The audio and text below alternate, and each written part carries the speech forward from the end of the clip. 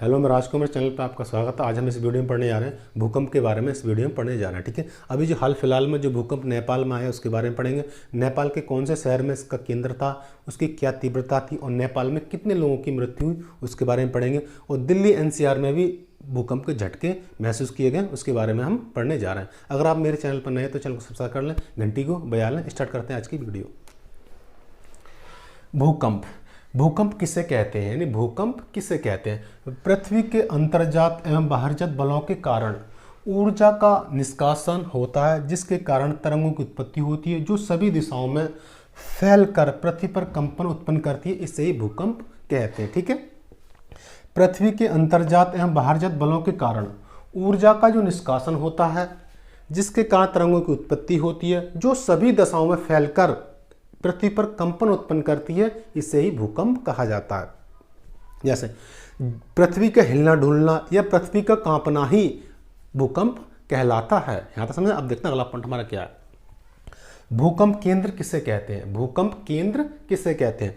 वह स्थान जहां तरंगों की उत्पत्ति होती है उसे भूकंप केंद्र कहते हैं। यानी वह स्थान जहां तरंगों की उत्पत्ति होती है उसे भूकंप कहते हैं, या जहां से सबसे पहले भूकंप कि तरंगों की उत्पत्ति होती है या पृथ्वी यहाँ से हलती है उसे ही भूकंप कहा जाता है, ठीक है। समझ में आया?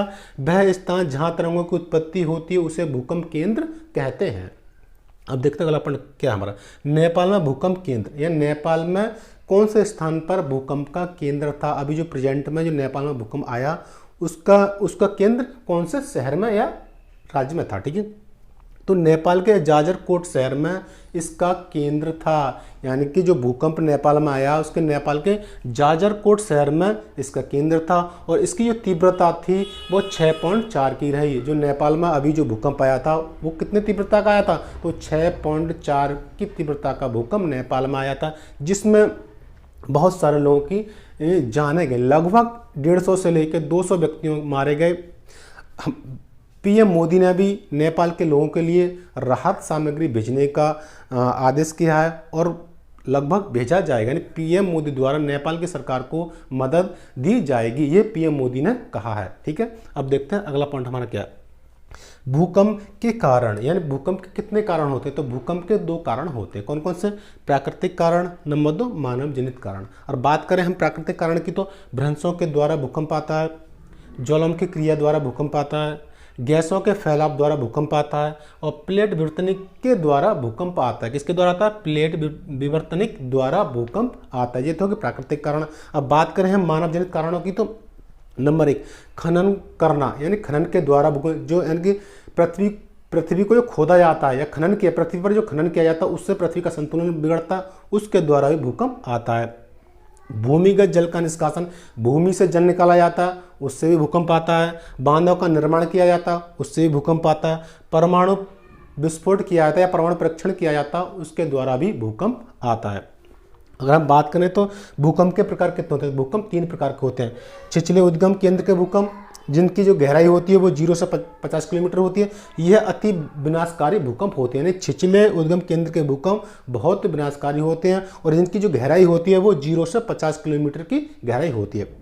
नंबर 2 की बात करें, मध्यम उद्गम केंद्र के भूकंप, इनकी जो गहराई होती है 50 किलोमीटर से 250 किलोमीटर की होती है। और नंबर 3 की बात करें, गहरे उद्गम केंद्र के भूकंप, इनकी जो लंबाई होती है, इनकी गहराई होती है वो 250 किलोमीटर से लेकर 700 किलोमीटर तक होती है।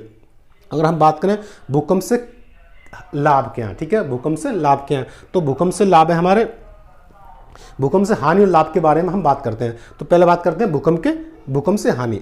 तो नगरों का नष्ट होना, यानी भूकंप क्या करते हैं? भूकंप क्या हानि पहुंचाते हैं? नगरों को नष्ट करते हैं और जान माल को भी नष्ट करते हैं, जान माल की क्षति पहुंचाते हैं, यानी कि पूरे नगर नष्ट हो जाते हैं, बहुत सारे लोगों की मृत्यु हो जाती है। नंबर 1, नेपाल में 150 से 160 या 200 तक व्यक्तियों की जान जा चुकी है।